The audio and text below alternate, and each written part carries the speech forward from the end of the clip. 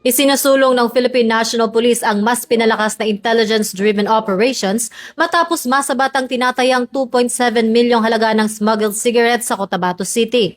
Ayon kay Chief PNP Police General Jose Melencio Nartates Jr., naging susi sa matagumpay na operasyon ang impormasyong ibinigay ng isang informant. Aniya, mahalaga ang napapanahong impormasyon upang mas maging epektibo ang mga operasyon laban sa iligal na aktibidad. Nag-ugat ang operasyon sa ulat tungkol sa isang pulang Isuzu truck na umano'y ginagamit sa pagbabiyahe ng kontrabando sa barangay Kalanganan 2. Pagdating ng mga operatiba mula sa Cotabato City Police Station 3, natagpuan ang humigit kumulang 70 na kahon ng Bosco brand cigarettes na iniwan ng mga sospek. Bagamat walang naaresto, nagsasagawa na ng mas malalim na investigasyon ng pulisya upang matukoy ang nasa likod ng smuggling operation at maisampa ang kaukulang kaso.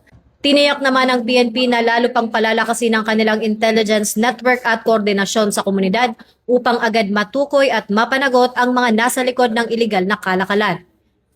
Ako po si Patrol Woman Sari Bernales, nagbabalita para sa Police News Network. At ito ang bagong PNP para sa bagong Pilipinas, serbisyong mabilis, tapat at nararamdaman.